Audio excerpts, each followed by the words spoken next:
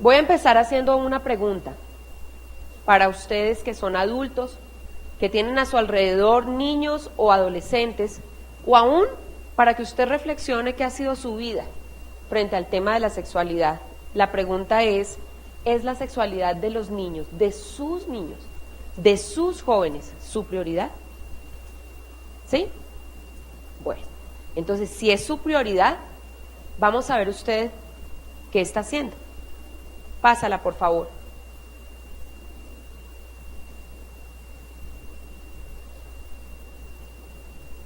Primero déjeme definir qué es sexualidad. La sexualidad realmente es un aspecto inherente al ser humano, porque a pesar de que nos han enseñado que sexualidad es solo lo sexual, o sea, lo íntimo, lo físico, el concepto es muchísimo más amplio. La sexualidad involucra todo nuestro ser. Ve pasando la medida que yo voy diciendo. Entonces, pensamos, sentimos y actuamos como personas sexuadas. Esta sexualidad realmente cobra mayor sentido en el vínculo del amor y del respeto. ¿Por qué? Porque implica conocer, implica el afecto. Vas muy rápido, si tú me la pasas tan rápido, déjala ahí. Implica conocer, implica tener afecto por alguien e implica compartir con alguien. O sea, la sexualidad tiene que ver con relaciones. Es ese sello que Dios le colocó a usted como ser humano, sea hombre o sea mujer, para comunicarse con el mundo. Y cómo relacionarse con el mundo, con los demás. Entonces piense usted con quién se relaciona. ¿Con su esposa? ¿Con su esposo? ¿Con sus hijos? ¿Con amigos? ¿Con gente en el trabajo? Usted tiene muchos tipos de relaciones, laborales, familiares, aún relaciones íntimas con su cónyuge, muchos tipos de relaciones. Usted ha sido creado por Dios como un ser netamente relacional. Y eso es su sexualidad. Entonces, ella involucra ¿qué? El compromiso, la amistad y la búsqueda del bienestar del otro.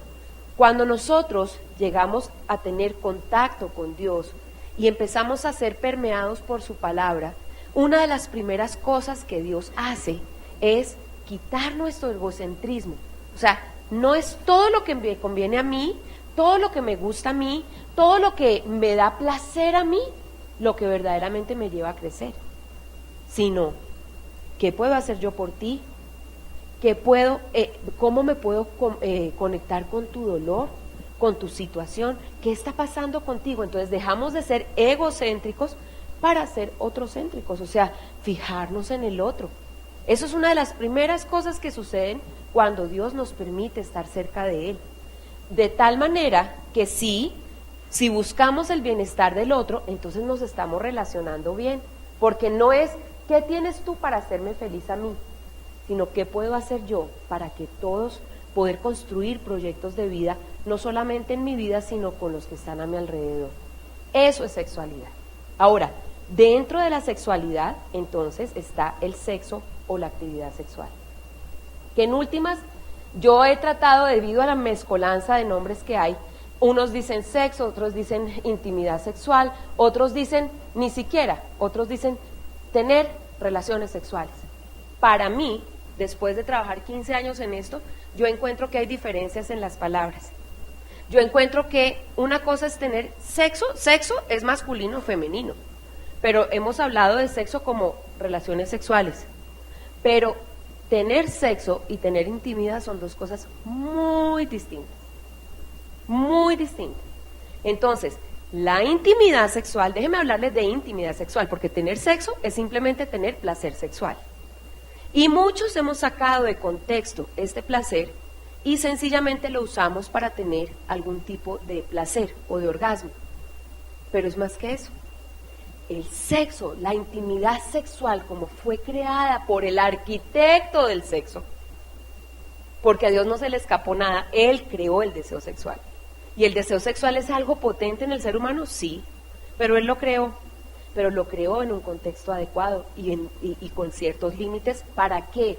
Para darle protección, para darle seguridad a ese ser humano, para ayudarlo a crecer de manera integral, para que pudiera de verdad ser una persona íntegra, una persona que pudiera darle a otro sus relaciones de una manera sana.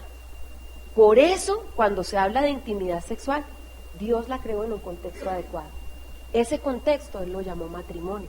Además, tiene otra razón, y es que cuando uno tiene relaciones sexuales, no solamente está compartiendo su cuerpo, está compartiendo todo lo que uno es, todo lo que uno tiene, sus sentimientos, su placer, el amor, todo lo que soy yo se lo estoy entregando a otra persona. ¿Por qué? Porque el arquitecto del sexo pensó que esa situación tan íntima entre dos personas implica un ligarse, un unirse, y ese ligarse no se puede separar. Entonces en Génesis 2:24 dice: dejará el hombre a su padre y a su madre y se unirá a su mujer, y los dos se fundirán en un solo ser. ¿Qué quiere decir eso? Que son como las dos caras de un billete. ¿Usted puede separar las dos caras de un billete? El billete no solo tiene una cara, no solo un papel, tiene dos caras unidas. ¿Una invisibiliza a la otra? No, son dos caras unidas. Y eso, si nosotros vamos al hebreo de donde salió, de donde fue escrita la palabra de Dios en ese momento, significa un nekad, unido, compuesto, ligado, que no se puede desligar. Cada relación sexual que uno tiene, uno se está ligando con esa otra persona, está entregándole todo lo que son. Y esa relación sexual es un ejemplo tangible, terrenal, de lo que es un ejemplo intangible entre Dios y su iglesia. Y por eso las relaciones sexuales, que fueron creadas por Él, que fueron creadas para el deleite humano en ese contexto adecuado, reflejan parte de la naturaleza de Dios. Por eso para Él son tan importantes dentro del contexto del matrimonio. Sacamos eso de contexto y nos encontramos con todas las realidades que tenemos que ver hoy en día. Por eso el placer sexual, la intimidad sexual, hace parte de nuestra sexualidad, pero no es lo único. Ahora, déjeme explicarle un poco qué implica esa sexualidad. Y un autor que me llama mucho la atención la forma como él habla sobre sexualidad, él dice, mire, haga de cuenta que la sexualidad es como un río, como la corriente de un río. Si usted piensa en un río, se va a dar cuenta que si se queda mirando, el río va fluyendo. Va fluyendo lentamente, pero siempre fluye, siempre. Usted no puede parar la fuerza de ese río. Va a fluir. Usted puede tratar de ponerle piedras, rocas muy grandes o piedritas, pero no quiere decir que frene la corriente de ese río. Tal vez esas rocas o esas piedras van a pasar se ponen y el río pasa por encima de ellas, o van a pasar por los lados, pero de alguna manera se va a seguir expresando esa sexualidad, esa corriente de la sexualidad. Y este autor nos ayuda a entender también cómo es la sexualidad en el ser humano. Entonces él nos dice, mira, ubica a un niño entre los 5 y los 11 años. Y él pone ejemplos y dice, mira, para un chico entre los 5 y los 11 años, la corriente de la sexualidad es fresca, o sea, es un ejemplo no muy agradable, sencillamente el niño quiere ser amado, el niño quiere ser aceptado, el niño quiere tener padres. Y si los padres, dos lo gestaron en el vientre de la mamá, se necesita un papá y una mamá, se necesita un papá y una mamá para criarlo. Sí, me dice entender, ¿cierto? Ok, entonces, si eso es así, el niño quiere ser amado, el niño quiere ser aceptado, el niño quiere tener presencia de papá y mamá. Eso le da seguridad, eso le da valor, eso hace que el niño sienta que vale la pena vivir, que vale la pena crecer. El niño no quiere ser tocado sexualmente, el niño no entiende qué es eso. Los niños no entienden qué es un toque sexual como lo entendemos los adultos. El niño simplemente quiere ser amado por sus papás. Y cuando vamos en el proceso del desarrollo sexual, para él eso es parte de la vida. ¿Siente curiosidad? Claro. Siempre tendremos curiosidad por temas sexuales, siempre. Entonces, eso es una corriente fresca, va a la altura de sus tobillos porque no es nada potente y sencillamente fluye suavemente. Pero ¿qué pasa cuando llegamos al desarrollo sexual? Cuando entran ya todas las hormonas a andar y todos esos agentes de cambios en el cuerpo que no solamente cambian el cuerpo, sino la mente y las emociones van cambiando también. Entonces imagínate a una persona entre los 12 y los 19 años y adulta. En ese momento la sexualidad cobra otro toque, otra forma. Y entonces se convierte como en un río caliente, que es un ejemplo muy placentero, un río muy rápido, que es muy poderoso y llega a la altura de la quijada, o sea, es un ejemplo muy potente. Pero ¿saben una cosa? Que ¿cómo será Dios de sabio que Él no creó el deseo sexual para que fuera un caballo desbocado que tú tienes que tratar de contener? No, Él creó el deseo sexual para que fuera parte de tu vida, para que fuera parte de tu carácter, para que cuando tú lo traigas a tu carácter y empieces a darle armonía en tu carácter, Él se convierta en una parte armónica de ti mismo o de ti misma. No tiene por qué ser algo que yo no sé qué voy a hacer, que esto está terrible, y entonces como todo está terrible, entonces vayamos porque hay que hacer lo que todo el mundo hace. No, es parte de la vida, es parte del ser humano, pero no es lo único en el ser humano. Y aquellas parejas que hoy están teniendo situaciones sexuales, y aún los jóvenes que se están casando para tener autorización para tener relaciones sexuales, están casándose con motivaciones totalmente equivocadas. ¿Por qué? Porque están poniendo el área sexual como algo que es la prioridad en su vida, y resulta que para que haya ese placer sexual se necesita otra serie de cosas muy importantes andando primero que lo sexual para poder tener una buena relación. Entonces, por eso, sí, reconocemos que el área sexual es un área muy importante en el ser humano, pero no es la primera ni es la única. Ahora, ¿esto a qué nos lleva? Mire este río, volvemos a lo mismo. Entonces, allá hay piedras o piedritas, ¿sí? La heterosexualidad es la corriente que Dios diseñó, ahora les voy a explicar por qué, sí, pero también tenemos que pensar que nosotros podemos desviar el propósito inicial de Dios, sí. Entonces, ¿qué está pasando con nuestros niños hoy? Pásala, por favor.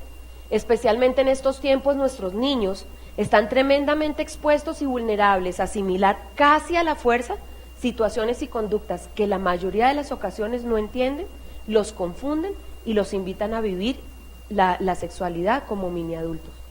Me preocupa mucho que los padres estén pensando que los niños ya lo saben todo, y fuera de eso estén estimulándolos a hacer cosas que los niños no entienden, y sencillamente los niños lo hacen porque su padre les enseñó, o porque su amigo les enseñó, o porque su hermano mayor les enseñó, o porque su mamá les enseñó. Póngase usted a pensar cuántas veces nosotros le decimos a los niños: ¿usted ya tiene novia? ¿Cuál es su noviecita? Ay, pero los niños, ¿cómo así que usted sí es un varoncito? Usted tiene que tener novia. Mire, desde chiquiticos, yo llevo 15 años trabajando en esto y he visto que los padres, para formar la masculinidad en sus hijos, están hablándole de tener novia a los 5 y 6 años de edad. Esto mucho lo estamos nosotros estimulando como papás, y esto es un concepto equivocado. Mire, yo le voy a poner un ejemplo de mi hija. Mi hija cuando estaba en transición, mi hija me dijo, tenía 5 añitos, y me dijo: mamita, yo ya sé con quién me voy a casar cuando sea grande. Y yo le dije: ve, ya sabes con quién, cuéntame con quién. Me dijo: mira, David ¿tú te acuerdas quién es David, cierto? Mi compañerito. David tenía 6 añitos. David llevó un día plata para comprar en la tienda, y se compró una paleta, él, y me compró una paleta a mí. Yo creo que con él me voy a casar cuando sea grande, mamá. Perdón, los niños hablan de cosas, nosotros asumimos que los niños piensan como nosotros pensamos. La niña estaba hablando de un niño que le compartió una paleta y fue amable con ella, pero a ese niño de 6 añitos, yo escuché a su papá decir: Natalia, ¿es tu novia? Ay, tan linda, es tu noviecita, Natalia. Yo lo miraba, yo le decía: mi hija, no, mi hija está lejos de saber que es un novio, pero están hablando de novios desde esas edades. Yo le pregunto, ¿ellos entienden qué es eso? Yo lo animo a que pregunte, cuando ellos hablan de noviazgo en una etapa de los 5 a los 10 años, pregúntele qué entiende él por noviazgo. porque le aseguro que va a ser muy diferente a lo que usted está pensando. Sin embargo, también quiero hacerle una pregunta. ¿A través de quién usted recibió la primera información en algo sexual? Nosotros hemos hecho encuestas en talleres de padres, tenemos un taller de 24 horas para padres, trabajando los temas de sexualidad en los hijos. Hicimos una encuesta cuya muestra fueron 524 personas en 3 áreas del país, que fue Ibagué, Medellín y Bogotá. Y ellos nos contestaron que el 28% la recibieron de sus compañeros de juego de colegio. Ese es el dato más alto. Luego fueron clases de colegio, luego el 20% de uno de sus padres, el 9% la recibió de los libros. ¿Qué quiere decir esto? Que la información en sexualidad la están dando los jóvenes, sus amigos, desde hace años. Esto no ha cambiado. A pesar de que pareciera como que el mundo está dando un vuelco y esto se volvió una cosa terrible, no ha cambiado. Y uno se pregunta por qué si el mundo está como está y estamos dando tanta información, ¿qué está pasando dentro de los hogares? ¿Qué pasa con los papás? ¿Los papás están delegando una función que es prioridad? ¿Por qué? Porque aunque nosotros tenemos un principio que Dios nos ha dado, el tema sexual, nosotros no queremos abarcarlo. Hablar de sexualidad con nuestros chicos es una cosa que no queremos asumir.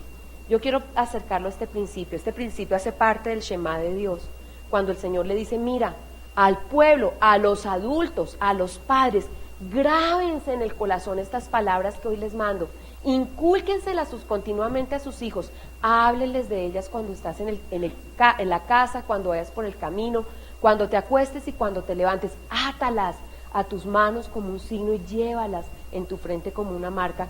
El Señor nos dio la instrucción de hablarle a los niños. Y nosotros quienes nos congregamos en comunidades de fe, pensamos que tener un altar familiar, que hacer el devocional todos los días, que hablarles con la palabra, mira, tú estás pecando porque la palabra de Dios dice eso. Eso es bien, está bien, pero no es lo único. Cuando el Señor dice, grábate en el corazón, enséñale, eso es el diario vivir, señores. Eso es usted, es su ejemplo, es lo que usted es como persona. Entonces ubique eso en temas sexuales. Déjeme decirle qué encuentro yo, porque nosotros trabajamos con familias en crisis. Encuentro papás que llegan, y no solo papás de la comunidad, papás líderes, papás que sirven en las comunidades de fe. Encuentro que llegan consultando por sus hijos, diciendo que son gays, que el hijo le acaba de decir que es gay. ¿Qué hago, doctora? ¿Qué va a pasar? ¿Qué es esta locura? Y tengo casos también que dicen, mi hija se está cortando. Hoy los chicos están usando mucho el cutting. Se están cortando las piernas, se están cortando los brazos. Y los chicos mismos nos dicen, mire, es que el dolor que siento al cortarme es mucho menor que el dolor que tengo acá. Esto me alivia el dolor que tengo acá. Y uno, por Dios, son 2 tipos de dolor muy fuertes, pero prefiero sentir el de acá y no el de acá. Tremendo. Entonces, si Dios nos mandó nos dio este mandato, nosotros estamos acercándonos a la palabra de Dios. Me pregunto yo, ¿qué estamos haciendo al venir los domingos? Nos están permeando con la palabra del Señor, nos están mostrando, nos están acercando al corazón de Dios, a sus principios. Pregunto yo, ¿cómo estamos viviendo esos principios?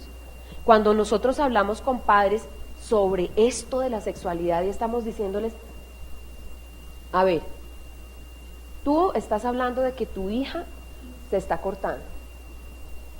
¿Qué está pasando en tu casa? Muchos de los casos son adulterio. Uno encuentra adulterio y encuentra maltrato producto del adulterio. Otros casos son que hay relaciones tan maltratantes que nos hemos acostumbrado a tener maltrato en nuestros hogares. Hemos asumido el maltrato como una forma de relación, como un estilo de vida. Y entonces encontramos familias donde para ellos discernir qué es maltrato Es muy difícil, ¿por qué? Porque mi papá me maltrató, el abuelo de mi abuelo maltrató a mi papá, entonces yo eso fue lo que yo recibí. Y en temas sexuales, obviamente, hay papás que nos dicen, mire, yo no sé cómo hacer esto, y yo no sé cómo hacer esto, y muchos dicen, porque es que yo, pásala por favor, yo no soy el mejor ejemplo en este tema. Pero también, en este tipo de casos, no hay información, del tema no se habla, porque no hay información, pero hay ejemplo. Luego hay otros papás que dicen, no, es que ellos tienen derecho a ejercer su sexualidad, desde que lo hagan de manera responsable. Claro, ellos tienen derecho a que puedan tener placer sexual, porque es que a mí me hablaron del placer como algo negativo, como algo horrible, como algo guau, como algo asqueroso. No, yo no quiero que vivan eso. Yo quiero que ellos puedan vivir su sexualidad de manera responsable. ¿De qué estamos hablando? ¿De sexualidad o de sexo? ¿Qué es lo que usted quiere que vivan? Entonces ellos dicen, listo, me pongo el sombrero mexicano, como que no veo, y entonces le compro los condones a mi hijo en el mercado, y fuera de eso, entonces yo prefiero que tengan relaciones sexuales en mi casa para que no se vayan a un motel, porque qué cosa, ¿cómo así que hagan eso? Además, ¿qué infecciones pueden adquirir por allá? No, mejor que lo hagan acá. Y entonces ahorita los jóvenes se saludan y se visitan en el cuarto, se acuestan en la cama para ver televisión, y los papás están en el otro cuarto, en la sala, por allá. Usted por lo menos se ha acercado a ver qué están haciendo estos dos jóvenes que están además se tapan con una manta. Ahora, ¿esto por qué? Porque hay demasiada libertad, porque hay demasiada información. ¿Qué está en la mente de esos papás? Los niños, los chicos, especialmente con adolescentes, ya lo saben todo. ¿Lo saben todo? ¿Será que lo saben todo? Hay otro tipo de padres, y es que es cuestión de desarrollo. Entonces pareciera como que tener libertad sexual y tener la oportunidad de probar todo lo que viene a la mano, y es cuestión de desarrollo. Entonces somos países subdesarrollados o somos culturas subdesarrolladas aquellas que somos fieles. Aquellos que nos dedicamos a una pareja, a una persona, somos fieles. El resto, son subdesarrollados, el resto son desarrollados. ¿Por qué? Porque hay libertad sexual. Y además, debido a todo ese mecanismo represivo que hubo unos años, y que ahí sí, todo era un tabú, entonces, no, yo no quiero que vivan lo que yo viví. Y por eso hay padres que, pásala por favor, tienen demasiada libertad en contra de paradigmas culturales. Yo quisiera que usted pensara, si usted se identifica con esto. Esto es lo que nosotros hemos encontrado en nuestro trabajo. Ahora, hable o no hable del tema, hay cosas que usted sí tiene que pensar como papá y como mamá. Entonces, todos asumimos la función de la paternidad y la maternidad de una manera distinta. La maternidad y la paternidad son una vocación que viene de Dios y que requiere grandes sacrificios. Sea cual sea la situación y el modelo de paternidad que estemos proyectando a nuestros hijos, todos veremos de una u otra forma pasar sus vidas, y muchos cuidaremos de estar muy cerca, acompañarles en todo el proceso, disfrutando de cada etapa de su desarrollo, pero otros estaremos a un lado, ocupados en el diario devenir, y de repente la vida de nuestros hijos pasó. Y nosotros nos preguntamos, ¿cuándo fue que estos chiquitos se nos crecieron? ¿Cómo fue que se crecieron y no nos dimos cuenta? Algunos hasta preguntaremos qué más hubiéramos podido hacer para que ellos tomaran buenas decisiones. Si usted hasta aquí dice, esta señora estaba hablando de sexualidad, ¿y por qué me está hablando de maternidad y paternidad? Porque la sexualidad tiene que ver con eso. Porque si usted quiere formar sexualidad en sus hijos, usted tiene que evaluar cómo está haciendo usted su labor. Entonces, otros desafortunadamente, tristemente, pásala por favor, lloraremos por verles llevar a cuestas consecuencias de sus propias decisiones. Pásala. En esa lámina anterior, por favor, esta chica está consultando a una profesional de la salud, y ella dice que tengo una enfermedad de transmisión sexual, pero si el chico era muy limpio y tenía muy buena pinta, o sencillamente ocurrió un error fatal. y nosotros somos espectadores de esto. Yo pienso que hay 3 aspectos que los padres nunca deberían delegar en la sexualidad de sus hijos, nunca. Uno es la presencia, que es el vínculo, es que no es estar presente en la casa. Usted puede estar presente en la casa, pero no tener vínculos con sus hijos. Sigue, por favor. Los principios que tienen sobre el tema sexual y la posición que tiene en el tema. Mire, al final de todo esto, si usted tiene presencia, tiene principios claros sobre la sexualidad, cómo debería ser la sexualidad de sus hijos, y tiene una posición, el único muro de contención que van a tener sus jóvenes es usted. Es usted. No hay nadie más.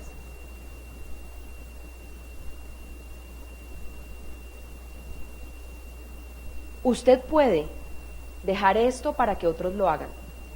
Y aquí yo quisiera motivarle a pensar algo. En este momento, considero yo,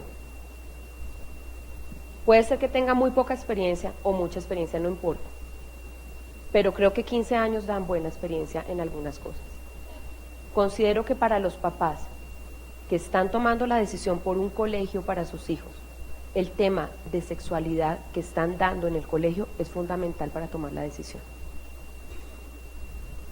Es fundamental. Ustedes deben enterarse qué están recibiendo sus hijos y desde qué edades. Colombia tiene por ley dar sexualidad a los niños en todos los grados. Otros países en América Latina no tienen esa ley, nosotros sí. Es una obligación de los colegios dar sexualidad desde kinder. Pregunte qué tipo de enseñanza le están dando, qué tipo de enseñanza le van a dar, está de acuerdo con ese tipo de enseñanza, y eso es una buena razón para optar por ese colegio. Usted puede delegarle al colegio esto, pero yo quiero que sepa que así le delegue al colegio esa enseñanza o se la delegue a la iglesia, ellos aprenden por imitación. Pasa. Y entonces los niños sencillamente están viendo su ejemplo.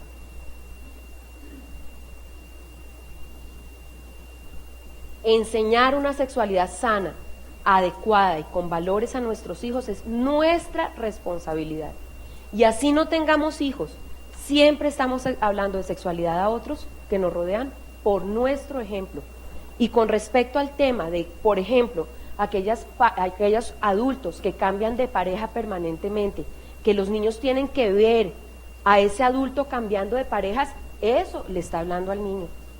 Totalmente. Cuando ven a las parejas maltratándose, manejando mal sus conflictos, llegando a situaciones de violencia emocional, de violencia física, eso está hablando de sexualidad a los jóvenes. Cuando vemos situaciones de adulterio por alguno de los cónyuges, cuando vemos padres o madres que abandonan a sus hijos y los dejan a cargo del otro, todo eso habla de sexualidad. Porque la sexualidad se construye en la cotidianidad. Ahora, permítame hablarle de principios. Y quisiera acercarlo al corazón de Dios. Porque nosotros a veces vemos nuestra sexualidad, o sea, nuestras relaciones con otros, nuestra relación con, o sea, nosotros nos vemos a nosotros mismos y aún vemos a Dios a través del velo de las relaciones que vivimos. Por ejemplo, personas que han vivido maltrato y violencia en su niñez no pueden ver a Dios tan fácilmente como papá. ¿Por qué? Porque lo ven a través del velo del maltrato. ¿Cómo nosotros vemos a Dios en nuestro entorno familiar? A través de nuestros padres, pero especialmente del papá. El papá da a los hijos la capacidad de ver a Dios como padre.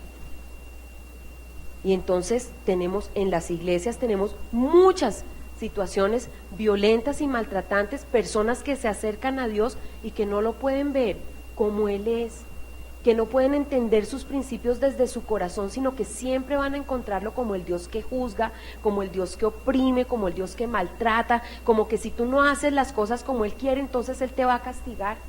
Y sí, tenemos un Dios justo, tenemos un Dios soberano, tenemos un Dios que no es un Dios bombero y tampoco es Papá Noel. Pero Dios nos ama Y a pesar de que no ama nuestro pecado, Él nos da oportunidades y Él quiere que nos acerquemos a su corazón. Por eso yo quisiera, de verdad, es mi intención, acercarlos a algunos principios de la sexualidad humana que parten del corazón de Dios. Y para eso necesito trabajar Génesis 1. ¿Por qué? Porque cuando trabajamos Génesis 1 y Génesis 2, vemos cómo fue que Dios creó al ser humano, cómo fue que Dios creó la sexualidad humana. Génesis 3, el pecado del hombre distorsionó todo. Mire, distorsionó la forma como el hombre ve a la mujer, distorsionó la forma como la mujer ve al hombre, distorsionó la forma como el hombre ve a Dios y ve a la naturaleza creada por Dios. A partir de Génesis 3, todo cambió. Y entonces tenemos que llegar a Génesis 1. Y déjeme acercarlo a este principio que está en Génesis 1, 26 al 28. Dice, y Dios dijo, hagamos al ser humano a nuestra imagen y semejanza, que tenga dominio sobre los peces del mar, sobre las aves del cielo y sobre todos los animales domésticos, animales salvajes y sobre todos los reptiles que se arrastran por el suelo. Y Dios creó al ser humano a su imagen, hombre y mujer los creó y los bendijo con estas palabras: sean fructíferos y multiplíquense, llenen la tierra y sométanla, dominen a los peces del mar y a las aves del cielo y a todos los reptiles que se arrastran por el suelo. Aquí sacamos varios principios. El primer principio es la equidad con que Dios nos creó. Dios nos creó con equidad, otorgándonos tanto al hombre como a la mujer igual valor, igual importancia, iguales derechos e iguales oportunidades. Ante los ojos de Dios, no es más importante el hombre con la mujer ni la mujer que el hombre. Ante los ojos de Dios no son iguales. Ante los ojos de Dios tienen el mismo valor y la misma dignidad. Y tienen la misma responsabilidad, porque los hizo coherederos, los hizo administradores de su creación. Nos creó a su imagen. Y para entender este concepto, pásala por favor, necesitamos tener esta verdad en el corazón. Primero, que ser mujer es bueno y ser hombre también lo es. Que la diversidad del valor del varón y la mujer constituyen la imagen de Dios. Y esto tiene una trascendencia enorme, porque si somos creados a imagen de Dios, Él nos dio la responsabilidad de administrar su creación como representantes de Dios. Pásala. Entonces, desglosemos esto. Pásala, por favor. Tenemos que entender que la sexualidad, ese sello que te coloca a ti Dios como hombre o como mujer, es algo trascendente. No se aprende a través de un proceso. Hoy nos están enseñando o nos están diciendo que el ser humano adquiere su sexualidad y su identidad a través de un proceso, que la cultura y la sociedad escriben sobre ese ser humano lo que ese ser humano debe ser, que es una preferencia personal, ser hombre o ser mujer. Nosotros no podemos abrazar ese principio, ese concepto, porque el principio nos da la respuesta. La trascendencia de mi sexualidad, ser mujer, resulta de la naturaleza trascendente de Dios. Voy a hablarle un poco más sobre esto para que lo pueda entender mejor. Mire, pásele por favor. Estoy hablando de identidad. Mi identidad como mujer y su identidad como varón. Eso hace parte del corazón de Dios. Si usted y yo fuimos creados a imagen de Dios, Él imprimió parte de su esencia, de su corazón en usted y en mí. Por eso cuando nosotros los seres humanos entendemos que somos a imagen de Dios, nosotros tenemos que vernos a través de lo masculino y lo femenino, porque fue eso lo que Él permitió que el mundo viera, para saber quién es Él, porque hemos sido creados a su imagen. Entonces, a través de esto nosotros manifestamos parte del corazón de Dios y nuestra identidad realmente es esencial, porque en esa imagen de Dios hemos sido creados. Entonces, esto de que la identidad se construye, según el principio, no es válido. La identidad no se construye, la identidad viene con el ser humano. Entonces voy a ponerle este ejemplo clarísimo. Cuando en Jeremías Dios dice que Dios nos ha escogido, que antes de que nosotros fuéramos formados en el vientre de nuestra mamá, Él ya nos había elegido. Y el Salmo 139 nos dice que cuando nadie sabía que estábamos en el vientre de nuestra mamá, Él ya nos conocía. Quiere decir que cada uno de nosotros, usted y yo, hemos sido pensados en la mente de Dios. No importa la manera como hemos sido concebidos. Muchos de nosotros no hemos sido planeados, no hemos sido anhelados. Muchos de nosotros hemos sido concebidos a través de una violación. Muchos de nosotros, aún la concepción, no ha sido algo placentero, no ha sido en un entorno adecuado. Y sin embargo, hemos estado pensados en la mente de Dios. Si Dios nos ha pensado y Dios tiene un propósito para cada uno de nosotros en este momento de la historia, entonces esto no es producto de la casualidad ni del Big Bang. Esto hace parte de un propósito de Dios. Y el hecho de que usted sea un ser humano hombre, ya Dios imprimió su esencia en usted. ¿Cuál es la manera más básica que los seres humanos vemos un hombre o una mujer? ¿Cómo? A través del embarazo, ¿cómo se ve? Porque al cuarto mes hacen una ecografía y si el bebecito, quinto mes, no es tan cerca, quinto mes, si el bebecito se deja ver, él ya tiene sus genitales. Ya sabemos que viene un hombre porque tiene un pene, o sabemos que viene una mujer porque tiene una vulva. Esa es la manera como los seres humanos podemos determinar el sexo del bebé. Pero no es solo eso. Dios ha impreso en ese varoncito, imprimió en ese varoncito parte de su esencia, de su corazón. Y entonces nosotros podemos ver que pásala por favor. El niño no es un lienzo en blanco. Ya viene con esa esencia, ya viene esta identidad que trae por naturaleza ese ser humano. ¿Puede modificarse? Sí. ¿Puede modificarse por alguna crianza? Ese niño nace en un entorno violento. ¿Puede modificarse esa esencia? Sí. ¿Puede modificarse a través de un trauma vivido en la niñez, como un abuso sexual? Sí. ¿Eso desdibuja el concepto que Dios tenía para ese ser humano, ese propósito que Dios tenía? Sí, pero no quiere decir que no esté. O sea, Él nos dio por naturaleza eso, lo pone en cada ser humano, por naturaleza. Entonces, por eso, cuando Dios dice, creó al hombre y a la mujer, Dios creó dos sexos, masculino y femenino, y esos dos sexos muestran la imagen de Dios. Lo masculino y lo femenino en el contexto del matrimonio es complementario, no es igual, no somos iguales, no cumplimos funciones iguales, somos complementarios. Pero el contexto matrimonial no lo puedo trabajar ahorita. La identidad humana viene marcada en el ser humano. Por eso déjeme acercarle un poco a lo que es la feminidad eternal. ¿De dónde sale esa feminidad eternal? Mire, tiene estas características: amor, autosacrificio, compasión, la capacidad de criar, la capacidad de socorrer, de ser maestro, de ser instructor.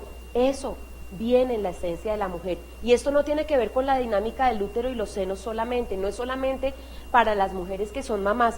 Mire, la cultura nos ha enseñado que la única finalidad de la mujer es casarse y tener hijos y ser mamá. Eso no es cierto. En el corazón de Dios la mujer tiene muchas cosas, además de ser mamá y ser mujer, que es el propósito más maravilloso cuando una mujer se casa: asumir su maternidad con amor, asumir y saber que su nueva relación de matrimonio no solamente le implica a ella cambios, sino le implica también al hombre cambios, y asumir ese proceso de paternidad y maternidad con amor, con sacrificio, poniendo todo su corazón en eso. Sí, pero no es el único fin de cada uno. No es el único fin casarse y tener hijos. qué bueno para aquellos que se casan, qué bueno para aquellos que tienen hijos, qué bueno. Pero así no los tengamos, la mujer por esencia nutre, por esencia enseña. Eso lo ha dotado Dios a la mujer y por eso es su corazón impreso en el de la mujer, respondiendo, intuitivo, detectando y percibiendo. Y yo decía esta mañana les decía, mire, hay una diferencia tan grande, yo veo una diferencia tan grande entre mi esposo y yo cojo las cosas por el aire.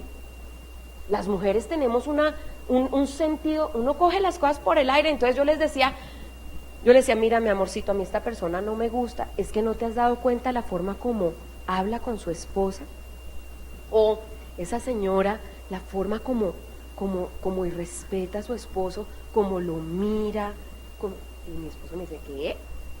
Ah, no, ¿de verdad? Nosotros tenemos una sensibilidad diferente, eso es parte de la mujer, ¿sí? Lo mismo pasa cuando percibe, cuando nosotras hacemos varias cosas al tiempo. Los hombres han sido creados por Dios de manera diferente. Ellos han sido creados para delegar, para poner límites, para gobernar.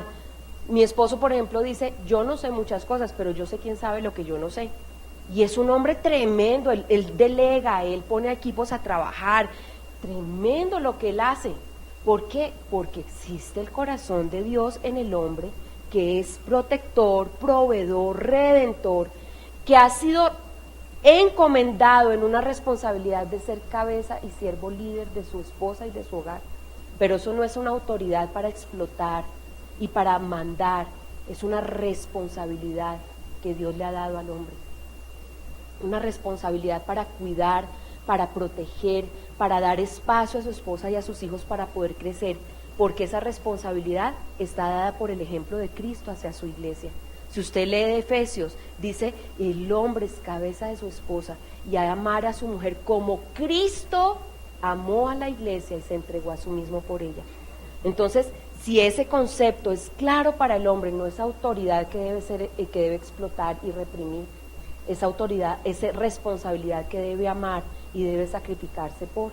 Y asimismo, nosotras hemos sido delegadas para acompañar y para respetar y para ser ayudas idóneas de nuestros esposos en el contexto matrimonial. Entonces, es la mente de Dios que inicia, que define, que organiza, que trae orden y pone límites. Y por eso en el contexto del matrimonio, un hogar no funciona con dos timones. Por eso, porque somos diferentes. Y siendo estas las diferencias que están en el corazón, que vienen impresas en el ser humano y que solo necesitan desarrollarse porque vienen por parte de él, entonces usted necesita acercarse. Ese es un principio que yo le dejo. Un principio que debe ser claro para ustedes. No va a ser lo único. Esto es una cosa, este es un tema que solamente tengo 45 minutos para trabajarlo. Muchas dudas van a quedar, pero yo les animo a que sigan ampliando, a que sigan buscando, a que busquen información sobre este tema. Ojalá tengan espacios donde trabajar como iglesia estos temas para seguir creciendo. Esto es simplemente un principio básico que les puede ayudar a ustedes a decirle a sus hijos, mira, Dios nos creó de esta manera. Tú estás optando por una conducta que te puede llevar a situaciones muy complejas en tu vida. Vamos a trabajar qué está pasando, cuáles son las causas, de dónde viene esto. Pero el principio es claro, tú tienes impresa tu identidad. Y por eso hay otro principio que quiero dejar en su mente, porque los principios hay que unirlos y son eternos, están y van a permanecer por los siglos de los siglos. El otro principio tiene que ver con el ser humano integral. Este texto que usted ve ahí en Deuteronomio 6 es un texto que está en el Antiguo Testamento, pero es un texto transversal. ¿Qué es un texto transversal? Que lo encuentra en diferentes partes de la Biblia, tanto en el Antiguo como en el Nuevo Testamento. Cuando un texto se encuentra en varias partes, póngale mucha atención porque son textos que son fundamentales en el estudio. Este texto que se dio en Deuteronomio, que dice, ama al Señor tu Dios con todo tu corazón, con toda tu alma y con todas tus fuerzas, se repite en Marcos y dice, no solamente ama al Señor con todo tu corazón, con toda tu alma, sino también con toda tu mente y con todas tus fuerzas. Ahí el Señor nos está mostrando que existen algunas áreas en nuestro ser que son importantes en la vida del ser humano. Y si lo unimos con este texto, pásala por favor, que está en Tesalonicenses, el Señor dice, Pablo decía, que Dios mismo, el Dios de paz, lo santifique como por completo y conserve ¿qué? Todo su ser, no partes de su ser, todo su ser, espíritu, alma y cuerpo, irreprochables para la venida de nuestro Señor Jesucristo. Pablo está diciendo, tenemos 3 dimensiones, sí, espíritu, alma y cuerpo, pero ¿sabe? Esas 3 dimensiones están interconectadas, están unidas, no se pueden separar. Esta mañana yo he explicado otro concepto que no lo voy a traer aquí por tiempo, pero mire, nosotros no podemos separar nuestro cuerpo de las demás áreas de nuestro ser. No podemos seguir teniendo esta dicotomía que viene desde Platón, que es un concepto gnóstico griego que permeó la iglesia. No podemos seguir teniendo la dicotomía de que yo puedo hacer lo que quiera con mi cuerpo y eso no tiene ninguna repercusión en el resto de mi ser. Somos, debido a que el principio nos muestra que somos seres de varias áreas, pero esas áreas, pásala por favor, somos integrales. Cada área de nuestro ser tiene una sinergia, está integrada la una con la otra. Por lo tanto, nosotros tenemos diferentes áreas, pero somos interdependientes. Yo no puedo pensar que yo tengo sexo con una mujer, tengo a mi esposa allá, o tengo a mi esposo, porque esto se aplica para ambos. Mi esposo es mi templo. Sí, pero entonces si tu esposo es tu templo y amas tanto a tu esposo y quieres tanto a tus hijos, ¿por qué estás en adulterio? O sea, ¿por qué tú estás teniendo sexo y situaciones con otras personas diferentes a tu esposa o a tu esposo? La respuesta sí o no es que con ellos solo tengo sexo. No puede ser. Quiero decirles que cada vez que ustedes tienen situaciones sexuales con alguien, están dejando parte de su corazón en esa persona. Y aquí el problema es, no que haces tanto con tu cuerpo, porque tu cuerpo solamente es un síntoma, es dónde está tu corazón. ¿Dónde está tu corazón? Ese es el gran problema, y eso es lo que a Dios le importa. ¿Dónde está tu corazón para tener esto, y esto, y esto, y esto? No te confundas, no te engañes. Tú no tienes únicamente sexo, pero encontramos esa dicotomía. Mis emociones están acá, pero mi cuerpo está acá. No lo podemos jerarquizar tampoco. Y entonces, ¿esto por qué? Porque nos da, pásala por favor, nos da una tremenda valor práctico. Todo lo que hagamos con el cuerpo tiene repercusiones en el resto de nuestro ser. Y para considerar un hábito o una práctica sexual que trae placer físico, llámelo como quiera, pornografía, masturbación, orgías, lo que sea, que trae placer físico, yo tengo que entender las implicaciones que esto tiene en el resto de mi ser. Yo no puedo decir, no, es que todo el mundo ve pornografía, entonces como el 52% de las personas estadísticamente ven pornografía, quiere decir que eso es normal. No, un acto que ven mucha gente y que tiene una frecuencia alta no quiere decir que sea normal. ¿Y qué implicaciones tiene esto? Eso es importante resolverlo en la integralidad del ser humano. Entonces, ahí hay 2 principios fundamentales. Voy a pasar láminas, me vas pasando por favor, ya son 45 minutos. Aquí vemos la integralidad del ser humano. No, pásame la anterior, por favor. La siguiente. ¿Cómo lo explicamos? Pues hay un área física donde tú encuentras todo lo que puedes ver, tocar, oler y saborear. Hay un área que es emocional, que tiene que ver con tus sentimientos y emociones. Hay un área mental que tiene que ver con el intelecto, la creatividad, el conocimiento, pero en esa área está la capacidad de tomar decisiones que te hacen tan diferente a los animales. Hay un área que es social, que son todas las relaciones que tienes con otros, y si te das cuenta, esas 4 áreas están inmersas en un área más grande, un área en donde están tus valores, tus creencias, lo que tú consideras que está bien o que está mal. ¿De dónde salen tus creencias? ¿Cómo te permeas tú para saber qué es una convicción en tu vida? Parte es, si tú asistes a una comunidad de fe, es la palabra de Dios. Hay otras personas que han adoptado otros estilos, como por ejemplo las escuelas francesa o la escuela norteamericana en cuanto a la sexualidad. Y entonces eso ha sido parte de sus convicciones. Están ahí en esa área.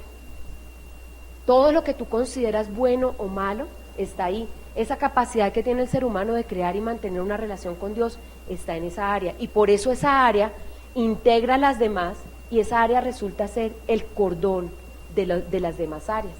Y es el área espiritual. Entonces, pasa por favor. Así es como se las presentamos a los niños. Todo nuestro trabajo tiene que ver con el ser integral. 2 principios. La identidad, hemos sido creados a imagen de Dios, y lo que esto implica en lo masculino y en lo femenino, y que somos seres integrales e integrados. Esos 2 principios les ayudan muchísimo para poder entender su propia sexualidad y para poder trabajar con sus hijos, su sexualidad. Pero también déjeme terminar, voy a tomarme 5 minutos más para hablar de presencia y de posición frente al tema, porque nosotros a veces asumimos la presencia de una manera equivocada. Nosotros los seres humanos, dentro de nuestro hogar, podemos tener diferentes tipos de presencia. Pásamela por favor. ¿Qué es tener presencia en la vida de una persona? Yo puedo tener presencia física y presencia afectiva en la vida de otro ser humano. Puedo tener presencia física y ausencia afectiva. Puedo tener ausencia física pero presencia afectiva, y puedo tener ausencia en ambas. Entonces, ¿qué es eso? Presencia en la vida de una persona, especialmente en la vida de un hijo, es involucrarme emocionalmente con él, es amarlo incondicionalmente y decírselo, es comprometerme con él, haga lo que haga. No estoy diciendo que no lo reprenda, que no le ponga límites, que no lo discipline. Estoy hablando de que así como Dios se compromete conmigo siendo pecador, yo me comprometo con él, haga lo que haga. O sea, mi amor no depende de si él se porta bien o se porta mal. Conocer lo que piensa y lo que siente, tener espacios para compartir, juegos, conversaciones, saber lo que él está pensando. Usted dirá, pero yo ¿cómo voy a coger a mi hijo de 5 años a preguntarle? Mire, perdóneme, los niños de 5 años pueden decirle lo que están pensando. Pregúntele. Oye, ¿qué opinas tú de tu colegio? ¿Qué piensas tú de tu profesora? ¿Qué piensas de tus amigos? ¿Qué te gusta de tus amigos y qué no te gusta? Pregúntele. Eso es tener presencia. Suplir, demostrarle cuánto me interesa con mis actitudes hacia él. Es suplir necesidades básicas, pero a veces las necesidades básicas solamente pensamos que son techo, comida y vestido. Los seres humanos necesitamos también sentir seguridad, sentir amor, sentir respeto, sentirnos valorados y protegidos. Esas también son necesidades básicas, y esas necesidades básicas las dan los padres. Así que evalúe usted qué tipo de presencia tiene.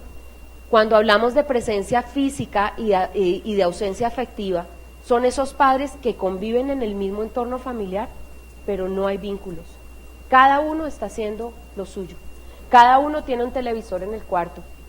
Están ahí, pero ¿quién sabe qué estará haciendo cada uno en su cuarto? Eso es ausencia afectiva. Y cuando hay ausencia física y presencia afectiva, es aquellos padres que, por ejemplo, están separados, pero están absolutamente presentes en la vida de sus hijos, están en los momentos felices de sus hijos, acompañan a sus hijos a las situaciones de su colegio, van a los reportes del colegio, van a las cosas que para sus hijos son importantes. Todo eso es presencia afectiva. ¿Por qué esto resulta ser, no, pásamela por favor, tan importante? Usted dirá, me ha dado una clase de escuela de padres, porque esto se traduce en sexualidad. y estamos encontrando esto. Mire, ustedes no se imaginan a cuánta gente estamos recibiendo diciéndonos eso que usted está leyendo ahí. ¿Qué hago? ¿Qué hago? Quiero decirle con todo respeto, y quiero acercarme al tema porque el tema es muy controversial, es muy difícil hoy hablar del tema, quiero acercarme con mucho respeto al tema. Quiero acercarme entendiendo que yo soy una mujer pecadora como cualquier otro ser humano, que yo no me considero más o menos que nadie, que simplemente quiero mostrar las situaciones que llevan a una persona a esta conclusión, que entender lo que pasa es importante para saber cómo actuar, y que en cierta manera lo que ustedes van a ver es parte de lo que ha sido no solamente nuestro trabajo, sino el trabajo de varias personas, tanto del contexto de la fe como fuera de él, que han tenido oportunidad de trabajar el tema. Entonces, cuando nosotros tenemos este tipo de situación y nos preguntamos qué está pasando, están pasando varias cosas que les quiero informar. Antes decíamos que nuestros chicos, la preocupación era, y sigue siendo una preocupación, pero no voy a entrar en ese tema, y es por qué están empezando su vida sexual tan temprano. Entonces, en Colombia nuestros chicos están empezando entre los 11 y los 12 años. Locura, ¿cierto? ¿Por qué? ¿Por qué? ¿Qué está pasando que ellos están entrando en actividad sexual en esas edades? Ese no va a ser el tema de ahorita, esa es una gran preocupación. Pero ahora les quiero hablar de qué está pasando con aquella persona que no se siente en el forro adecuado, o sea, que se siente en un forro que no es, que dice, yo soy diferente, algo está pasando conmigo. En ese punto me voy a centrar. Entonces, ¿qué están viviendo nuestros chicos hoy? Tanto los chicos que están en colegio como los que están en universidad, hay un enfoque educativo actual. Se les está enseñando que ellos deben abrazar su lado femenino o masculino. Entonces, tú tienes de los dos sexos. Tú puedes decidir, abraza tu lado femenino en el caso de los varones, y en el caso de las mujeres, abraza tu lado masculino. O sea, tú puedes decidir qué tipo de vida quieres llevar. Y entonces en eso se les anima a hacer lo que quieran ser. Y tenemos 5 estilos de vida. Tú puedes ser heterosexual, bisexual, homosexual, transexual, dentro de los homosexuales están las lesbianas o travesti. Tú eliges. Esto es normal, esto es un estilo de vida. Esto es normal, es un continuo entre heterosexual, bisexual y homosexual, o sea, escoge. Y hay algunos programas escolares de afirmación gay que animan a experimentar con relaciones del mismo sexo y a considerar la bisexualidad como una opción, ¿sí? Entonces a nuestros jóvenes les están diciendo, mira, tener relaciones sexuales no tiene problema desde que tú lo consientas, que entre otras cosas, en este momento, ya en algunos países en Europa, especialmente en Holanda, trabajaron durante muchos años para que la pederastia, que es un adulto tener sexo con niños, fuera aprobada. En este momento ya está aprobada. O sea que ya no es delito en Holanda. ¿Por qué? Porque se habla que un niño que consiente tener, miren, quiero que sepan que este es mi trabajo, y yo no he encontrado el primer niño que consiente tener una relación sexual, porque no la entiende, él no entiende ese tipo de acercamiento, no lo entiende. Entonces aquí entraríamos en el tema del abuso, que es otro tema gigantesco. Pero un niño no consiente tener relaciones sexuales, un niño quiere ser amado. Y si ese amor lo traducen en sexo, para el niño es amor, para el niño no es sexo.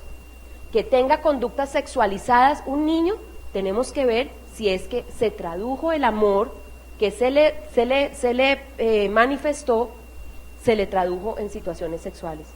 Y para el niño, sencillamente es la forma como lo ama.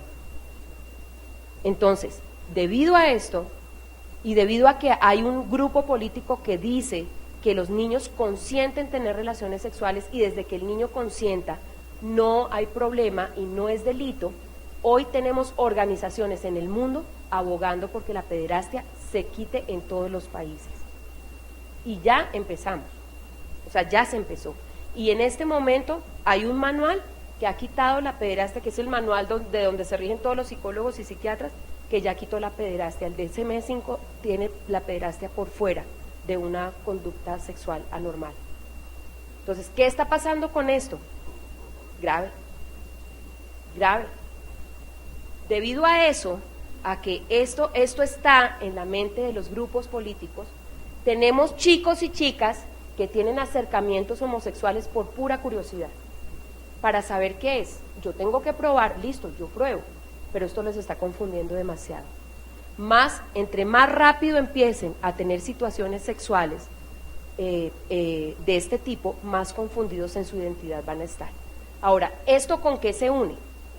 Se une con que en el proceso de desarrollo del niño, del psicosexual del desarrollo, hay un momento donde el niño necesita identificarse con las personas de su mismo sexo, más o menos entre tercero, cuarto y quinto grado, o sea, entre los 9 y los 13 años, más o menos, los niños, yo no sé quién es educador aquí, pero eso es muy, muy común verlo, los niños se separan de las niñas. Y entonces los niños empiezan a hacer todas sus actividades juntos y considerar a las niñas como, ay, las niñas, ay, qué jartera, es que son tan hartas las niñas, ¿cierto? Y las niñas dicen, uy, los niños, uy, es que son tan bruscos, uy, no, mejor nos quedamos aquí sentadas charlando, pintémonos las uñas, esas son las niñas. Los niños dicen, vengan, vamos a jugar, hagamos algo. Son diferentes. Y en ese momento, en ese periodo de identificación, los seres humanos necesitamos relaciones significativas, de amistad, relaciones que nos ayudan a crecer, que nos ayudan a ser mejores. ¿O usted nunca tuvo un buen amigo o una buena amiga? Bueno, en esa etapa están, pero ¿qué está pasando ahorita? Que se está confundiendo con lo sexual y que esa necesidad de tener esas relaciones significativas emocionalmente se están combinando con situaciones sexuales, con toques físicos sexuales, y esto les está trayendo una confusión tremenda. Varios de nuestros jóvenes están entrando en una conducta homosexual por eso. Ese es un grupo de personas, ¿correcto? Ese es un grupo de chicos, pero hay otro grupo que es aquel chico que lleva un proceso en el cual él se siente diferente. Algo está pasando, no soy como los demás chicos.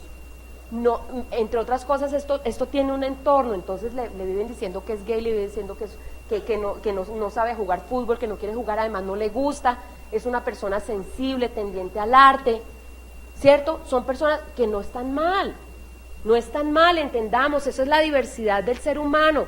Un chico que nace sensible, que le gusta el arte, que es más relacional, no es una niña, es un ser humano como usted y como yo, que es diferente al estereotipo masculino. Lo mismo las niñas, la niña que no le gustan las muñecas, la niña que le gusta jugar al fútbol, la niña que no busca espacios para, no sé, no le gusta pintarse las uñas y verse bonita, sino que le gusta estar leyendo un libro. Entonces, ¿es una marimacha? No, es diferente. Pero si a eso le sumamos, ¿cierto?, que al niño le dicen, no llore porque entonces es una nena, se cae, cuidadito, mijito, porque entonces aquí nenas no quiero, o le dicen que es gay porque se dejó meter un gol, y usted, loser, usted es un gay, y mire, los jóvenes son muy crueles, y si este entorno va creciendo, y el niño sigue con su vacío de género desde pequeño y llega a la adolescencia, ahí tenemos bastantes cosas que se han presentado en la vida de ese ser humano para llegar a la conclusión, no me lo pases por favor, como dicen los expertos, de que los sentimientos homosexuales son desarrollados por un complejo de circunstancias establecidos en el periodo de nacimiento y los años tempranos de la vida. Estos inciden en las decisiones que tomamos. Ahora, no dudo que hay cosas médicas aquí, en algunos casos. O sea, hay varias causas, pero lo que los expertos ven en la condición homosexual, lo más frecuente, es esto que les voy a mostrar. y tiene todo que ver con el entorno familiar. Ellos hablan de que hay una tríada, que en el caso de los varones es una tríada donde existe un padre ausente, una madre dominante y un hijo sensible. Y en el caso de las niñas hay otras motivaciones que las voy a mostrar más adelante. Denme por favor 5 minutos y termino. ¿Está bien con ustedes? Es que compilar esto en 45 minutos. En los niños, ¿qué han encontrado los expertos? Un padre que siente que no puede compartir los mismos intereses de su hijo, entonces es aquel padre que está pero no está, aquel padre que solamente es superficial, que comparte un partido de fútbol y ya, o que su hijo lo ve tan lejano, es ese anhelo de su hijo de tener un padre cercano pero que está tan lejos de él emocionalmente que no puede acercarse a él. Un padre que abandona al niño y le deja el cuidado de su madre o que lo visita esporádicamente. Un padre punitivo, cruel, que lo rechaza o es violento o maltratante. Mire, tristemente esto es lo que yo más tengo que ver en lo que nosotros trabajamos. El maltrato hacia los hijos varones es una cosa tremenda hacia los hijos y más a los primeros, o sea, al mayor. Incomprensión, distancia, evitación, daño, actitudes de extraños en la relación padre-hijo. Pero también usted dirá, ¿y las mamás qué? Bueno, con este tipo de padre es muy fácil que el niño se hipervincule con la madre. Y entonces tenemos este tipo de mamás que desarrollan una relación excesivamente íntima, no íntima sexual, íntima emocional con su hijo, y que se vuelve codependiente de su hijo, y su hijo se sobreidentifica con su mamá. Entonces son estas mamás que aún el hijo casado y están como ¿no? Ahí como un fantasma en la relación y se meten en todo y uy. Ay. Okay. Ese tipo de mamás, pero también hemos encontrado esa mamá que dice cosas como por ejemplo esto: no, yo no quiero que mi hijo se case, no, mi hijo no se puede casar porque es que mi hijo es como mi pareja, o sea, es que yo no sé qué hacer si mi hijo no está. Le coartan la vida al chico. ¿Por qué? Por su codependencia, y generalmente son madres solas. Y este último, han visto el maltrato entre sus padres, especialmente que papá le pega a mamá. Y un hijo que ve a papá pegándole a mamá no se identifica con su papá, ni de fundas. Yo no quiero ser como mi papá. Esas son las razones más frecuentes en los niños. Ahora, en las niñas. En las niñas, esto tiene que ver con un poco el vínculo básico para poder lograr la masculinidad y la feminidad. Déjenme hablar un poco de las niñas. Las niñas, el vínculo básico con mamá está porque mamá la tiene en su vientre, mamá la da a luz, mamá la alimenta, mamá la cuida. El vínculo con mamá se establece por más tiempo que el niño. El varoncito necesita desvincularse de ese vínculo estrecho que se da en la niñez temprana, desvincularse con mamá para identificarse con papá, para que su masculinidad se desarrolle adecuadamente. Si eso no se da y no hay papá, o si el papá es lejano, él no va a poder desvincularse de mamá. En cambio, en la niña el vínculo es más duradero en el tiempo, pero llega un momento donde la niña se necesita individualizarse, o sea, necesita ser ella. Ella necesita ponerse la ropa que ella quiere. Bueno, ojalá no sean descaderados, pero ella necesita ser individual, ella necesita pensar por ella misma, lograr que sus deseos, sus objetivos sean de ella. Por ejemplo, la mamá le ponía colitas, no, ya no quiero colitas, mamá, ahora quiero hebillas. Entonces, no, pero te quedan lindas las colitas, no, mamá, pero quiero hebillas. ¿Sí? Individuarse, esa individuación es necesaria en la vida de la niña.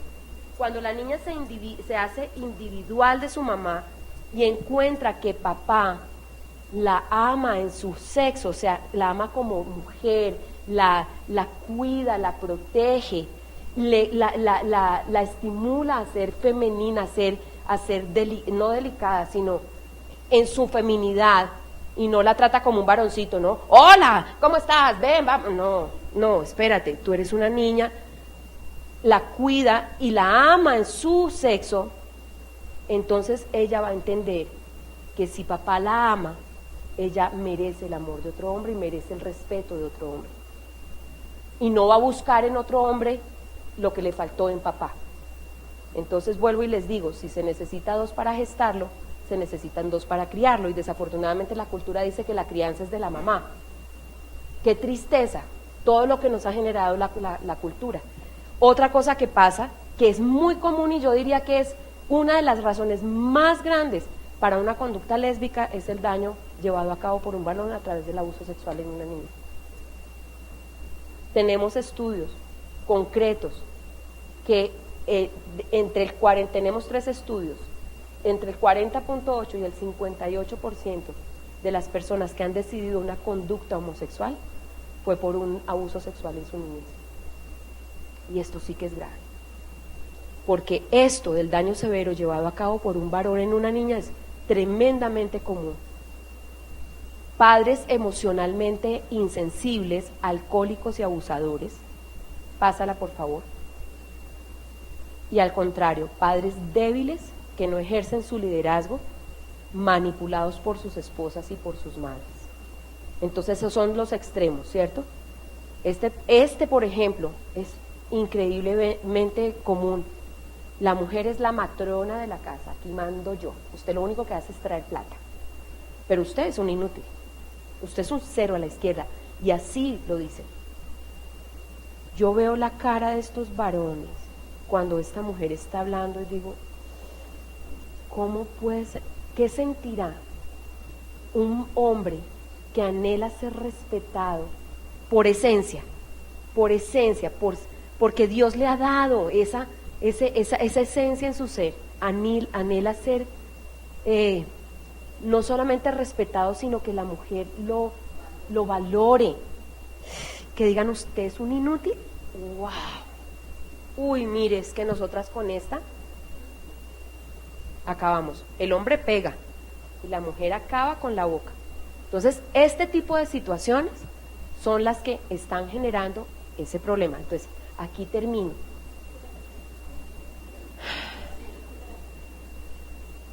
Papitos, mamitas, esto es un desafío para la familia. Cuando llegan papás, porque esto no, los papás no se dan cuenta que algo está pasando hasta que los hijos les ponen el semáforo en rojo y dicen, ¡ay! Hay que buscar ayuda, ¿a quién buscamos? ¿Qué hacemos? Y llegan es por los hijos, no llegan por un problema de pareja. Es muy raro, por lo menos a nuestra organización, que lleguen por un problema de pareja. Llegan es porque los hijos están presentando muchos problemas. Y este tipo de problema, es más, nos están llegando chicos que nos dicen, doctora, ¿sabe qué? Dígame cómo hago para decirle a mis papás que yo soy gay, ayúdeme. Esto es un desafío tremendo para nosotros como familias.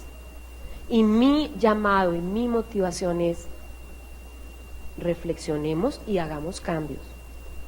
Hagamos cambios, porque esto está apoyado por una comunidad que cada vez es más grande, por un grupo político que no solamente está buscando los derechos de las minorías, está buscando acabar con todas las democracias de todos los países. La agenda gay es una agenda internacional mucho más amplia que lo que estamos viendo ahorita. Son 2 cosas distintas. Si nosotros no hacemos algo al interior de nuestras familias, no reconocemos que nos hemos equivocado, no somos humildes y pedimos perdón, no quitamos esa investidura de que aquí el que manda soy yo, porque eso no es lo que Dios nos ha mandado a hacer, sino que somos seres humanos que amamos, que abrimos el corazón, que nos damos a nosotros mismos y no cambiamos nuestra manera de actuar en nuestro núcleo, nuestras generaciones se están perdiendo, las que vienen. Yo estoy muy preocupada, de verdad. Entonces, Miren, esto no es de ser cristiano o ser de otro tipo de religión. Esto es de principios. Si usted está viniendo aquí a ser permeado por los principios de Dios y no los pone en práctica en el lugar donde verdaderamente le conocen a usted, usted está perdiendo el año. Y como dice alguna persona, un erudito de los que están trabajando en el tema de la homosexualidad, dice: aquí el problema no es la perversión de algunos, es el silencio de las personas que conocen. Es el silencio. Cierre sus ojos y vamos a orar.